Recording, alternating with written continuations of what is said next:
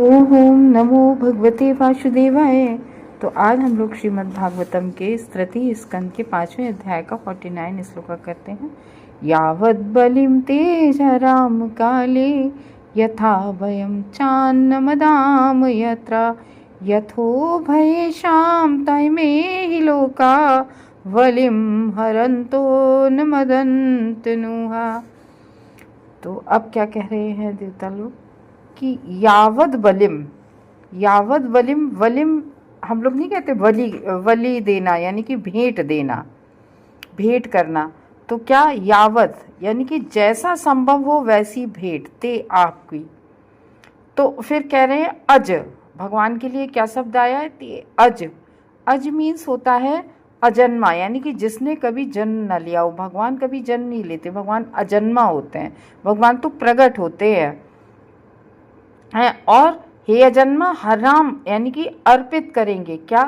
काले, काले मीन्स समय, जिसको नहीं कहते हैं कि काल समय अनुसार, तो वही कहते हैं काले यानी कि उचित समय पर, मतलब किस समय पर कब कैसी चीज़ क्या आपको अर्पित करनी है, कैसी भेंट कब अर्पित करनी है।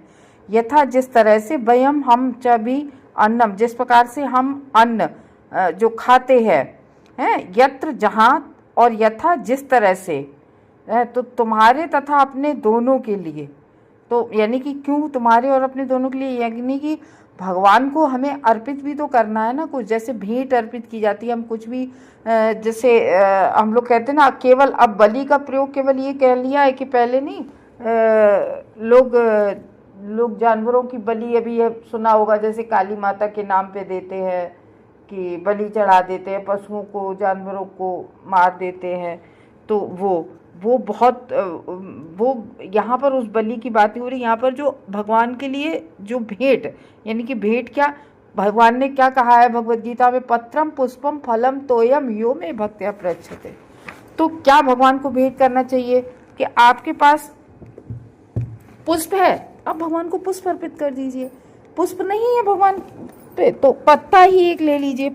और सबसे बढ़िया तो भगवान को तुलसी मैया का पत्ता प्रिय है, तो उस पर कुछ भी नहीं है तो आप जल अर्पित कर दीजिए हैं, और नहीं तो हम जो खा रहे हैं वो अर्पित करें।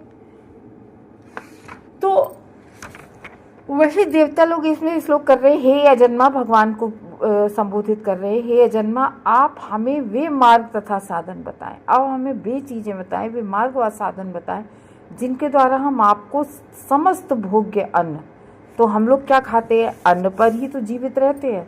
तो कह रहे भोग, और अन्न कहाँ से आता है? अन्न हमारे खेतों से आता है। खेतों में कैसे? जब बारिश होती है तब अन्न हम उगा पाते हैं, तब अन्न उगता है। तो वो बारिश कौन कराता है? जो इंद्रदेव, यानी कि जो बारिश के नियामक देवता है। तो इस तरीके से इसमें कह रहे हैं कि आप हमें जिससे हम जगत के अन्य समस्त जीव, तो सब वो नहीं कहते जीवनो जीवनस्य जीवनम, तो हम लोग तो जो है अन्न पर जीवित रहते हैं। जैसे मछली है, तो मछली कैसे जीवित रहेगी? वहाँ कौन, समुद्र में पानी में अन्न कहाँ से आया? तो मछली क्या करती है? अपने से छोटी मछलियों को खाती है।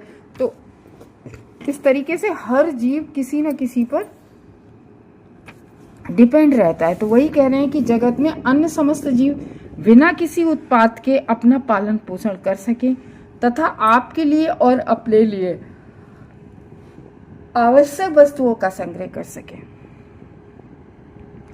तो यहाँ पर भगवान से जो है पूछ रहे हैं सारे देवता कि किस तरीके से हम आपको प्रसन्न कर सके, क्योंकि एक भक्त की यही अभिलाषा रहती है कि वो भगवान को प्रसन्न रख सके। तो जो विकसित चेतना मनुष्य जीवन से प्रारंभ होती है, यानी कि कैसे हम लोग कई बार पढ़ते चले आ रहे हैं भागवतम में कि केवल विकसित चेतना मनुष्य की ही होती है, वही हर कुछ सोच सकता है, समझ सकता है, गाय या और जानवर नहीं।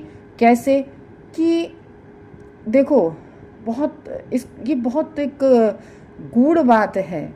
कैसे गाय को जहाँ हरा चारा दिखता है, ठीक है, तो गाय को हरा चारा दिखता है तो गाय तुरंत वहाँ उस खेत में घुस के और चारा खाने लगती है, ठीक है। कुत्ते को जहाँ रोटी मिलती है या जहाँ भी कुछ मिलता है वो खाने लगता है। बंदर को अगर कहीं गली में या कहीं केले वेले का ठेला दिख गया तो वो उछल कूद करके और तुरंत उठा के तो खा लेता है। ये पशुओं की बात रही। तो हम लोग कौन है? हम लोगों की तो विकसित चेतना है और हाथ पैर दिमाग सब कुछ है, सारे सेंसेस हैं। तो हमें क्या करना चाहिए? क्योंकि मनुष्य की जो है मनुष्य जीवन की ही विकसित चेतना है, तो हम लोगों को वो सब चीज़ जिनकी कृपा से प्राप्त हो रहा है, भगवान की कृपा से हमें हर चीज़ प्राप्त हो रही है, तो हमें सबसे पहले भगवान को भेंट चढ़ानी चाहिए, भगवान को अर्पित करनी चाहिए।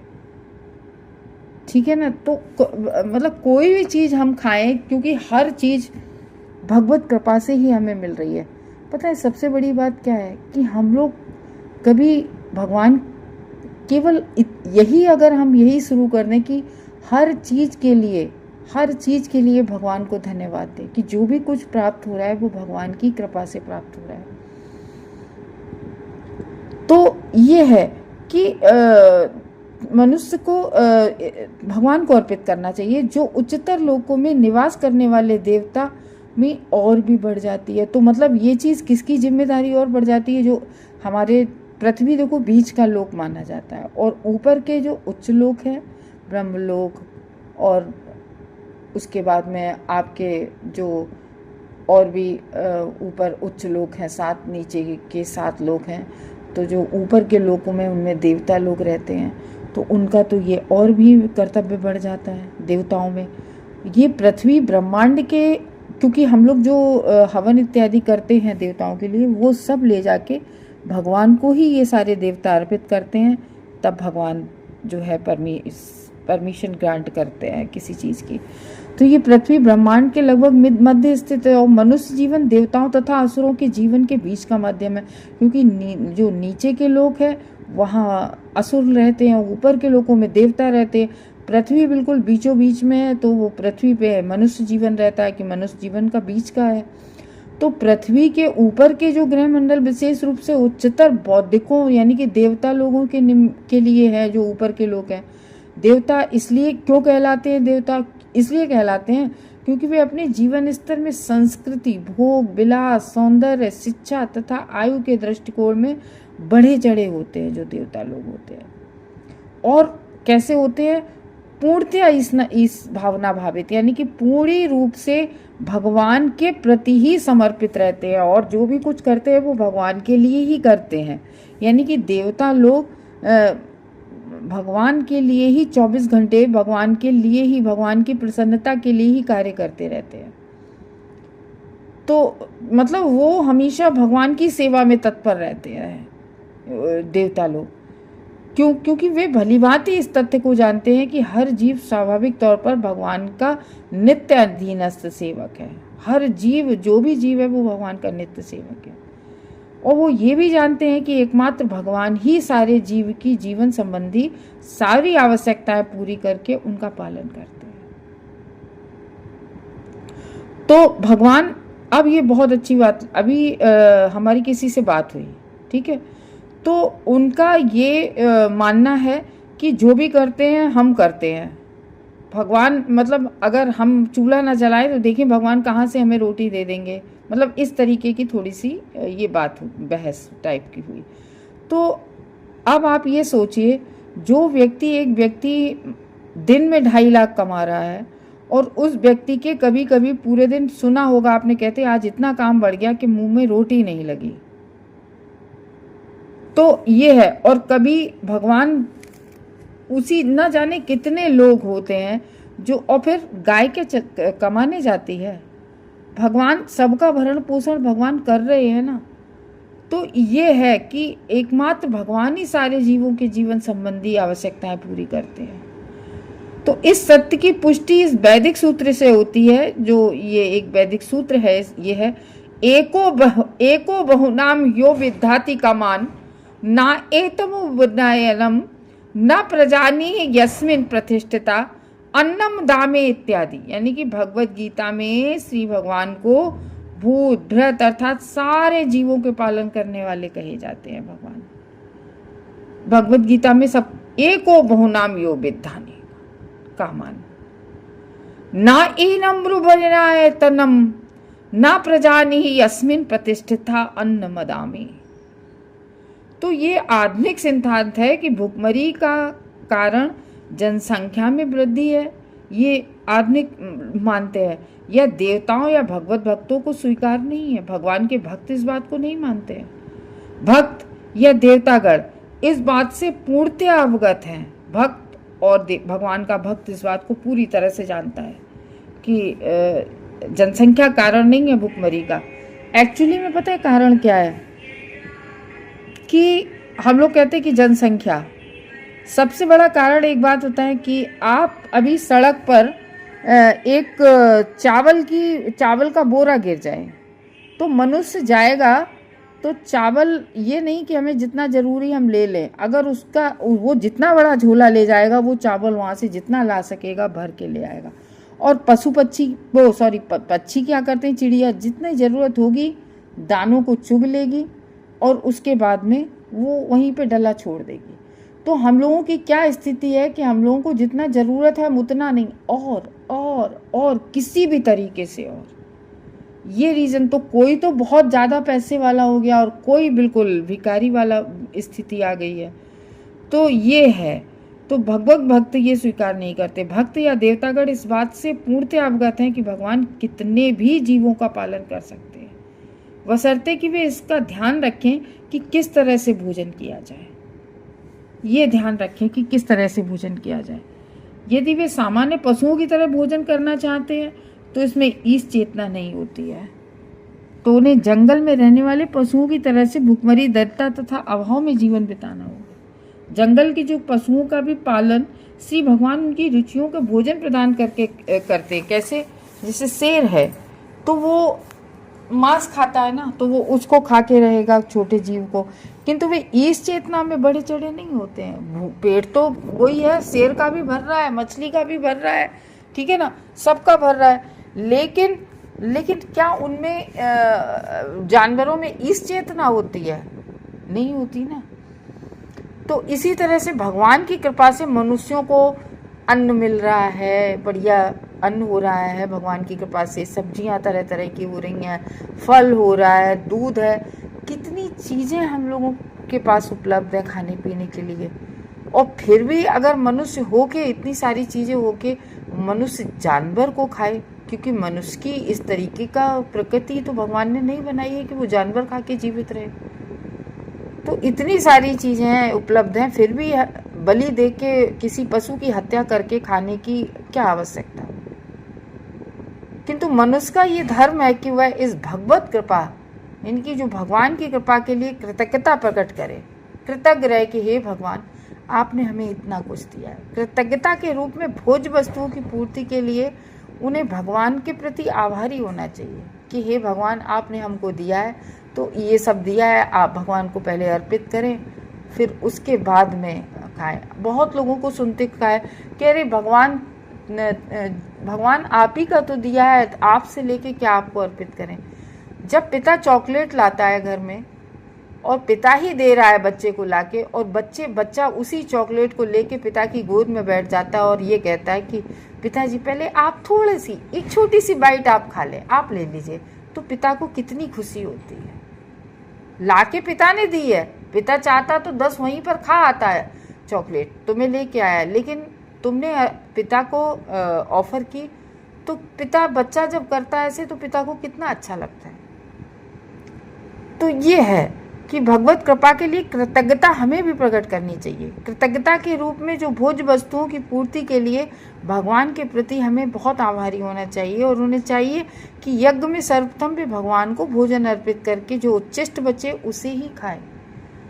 तो यहाँ पर पहले भगवान को अर्पित करना चाहिए। अब यहाँ पर यज्ञ की बात आ गई, तो देखो जो कि इसमें श्लोक किया है कि समय काले शब्द आया है। काले शब्द किसके लिए आया? इसीलिए आया कि समय के अनुसार आप हमें बताइए कि कब कैसे क्या करना है। तो समय के अनुसार तो ये है कि कब, अभी जैसे कलयुग का बताया है, तो कलयुग का ये बताया कि कलयुग में जो पूजा है वो हरि नाम संकीर्तन की दी गई है। सतयुग में लोग बहुत तपस्या करते थे, तब उनको सतयुग में ध्यान वाली, जो ध्यान नहीं लगाते हैं वो करना पड़ता, ध्यान वाला। और त्रेता में लोग क्या करते थे, यज्ञ करते थे, बहुत सारा अग्नि जलाकर उसमें यज्ञ करते थे, आहुतियाँ डालते थे। द्वापर में था कि विग्रह की पूजन करना। और कली नाम हरिर नाम हरिर नाम हरिर नाम एव केवलम कलौ वनास्ते वनास्ते विगतिरन्य था। कलयुग में केवल हरि नाम, भगवान का नाम जप। क्यों? अब क्योंकि अब चैतन्य महाप्रभु ने बताया था कि अब ना वो सामग्री रही है, न वैसे पंडित इतने शुद्ध उच्चारण वाले मंत्र वाले रह गए हैं, तो इसलिए कलयुग में केवल हरि का नाम ही पार लगाएगा। तो ये होता है कि काल के अनुसार किस विधि से करना है। तो सबसे पहले भगवान को, तो ये जो हम भगवान को भोग लगाते हैं, यहाँ पर जो लिखा है कि श्री भगवान को भोजन अर्पित करके जो चिष्ट बचे उसे ही खाएं। तो सबसे पहले जो भी कुछ बनाए अपने लिए, सबसे पहले हमें भगवान को अर्पित करना चाहिए। हे प्रभु, हाथ जोड़कर, हे प्रभु आपकी ही कृपा से हमें ये सब प्राप्त हुआ है। तो भगवत गीता जब आप पढ़ेंगे ना, उसके 3 अध्याय में 13वां श्लोक है, इसमें उसमें इसकी पुष्टि की गई है कि जो व्यक्ति यज्ञ संपन्न करने के बाद भोजन करता है, वह शरीर तथा आत्मा में समुचित पालन पोषण हेतु असली भोजन करता है। तो यहाँ पर क्या किया गया कि असली भोजन कौन करता है? जो भगवान को पहले अर्पित करता है। पहले वो भगवत गीता में नहीं भगवान ने कहा है यत करोसी यत जुजोसी, यानी कि जो भी तुम खाओ और जो भी कुछ करो मुझको अर्पित करो। जो करते हो, जो खाते हो, सब कुछ मुझे अर्पित करो, तो मुझे प्राप्त करोगे तुम। तो ये भगवान ने कहा, ये अर्जुन से कह रहे यत करोसी यत जुजोसी, यानी कि जो भी करो वो पहले मुझे अर्पित करो। तो ऐसे होता है। तो ये जो इसमें कहा कि पहले भगवान को जो हम यज्ञ हरि नाम कर रहे हैं, वो भी यज्ञ हरि नाम यज्ञ संकीर्तन है। जो हम भोजन भगवान को अर्पित करके कर रहे हैं, वो भी एक यज्ञ है। तो प्रभुपाद नहीं कहते कि केवल भगवान को भोग अर्पित करके ही खा के ही हम भगवान को अपना बना लेते हैं, भगवान का उच्चिष्ट खा के। तो ये है, शरीर तथा आत्मा के समुचित पालन पोषण हेतु असली भोजन करता है। तो ये असली भोजन होता है जब हम भगवान को अर्पित करके खाते हैं, नहीं तो हम चोर कहलाते हैं। किंतु जो व्यक्ति अपने खुद के लिए भोजन बनाता है कि बनाया और खा लिया, और कोई यज्ञ नहीं करता, यज्ञ का मतलब भगवान को अर्पित करना, ये भी एक यज्ञ है। तो कोई जो यज्ञ नहीं करता है वह भोजन के रूप में पाप के ग्रास ही खाता है। तो ये भी एक बहुत बड़ी फिलॉसफी है, देखना कि भोजन के रूप में पाप के ग्रास ही खाता है। जब हम भोजन बनाते हैं, भोजन तैयार करते करते में तो न जाने कितने, जैसे लकड़ी जलाई तो लकड़ी जली और सब्जी काटी या छौंकी, उसमें जो भी अगर एक आध कीड़ा वीड़ा होगा उसका नुकसान हुआ होगा, तो अगर हम भगवान को अर्पित कर देते तो हम उस पाप से मुक्त हो जाते हैं।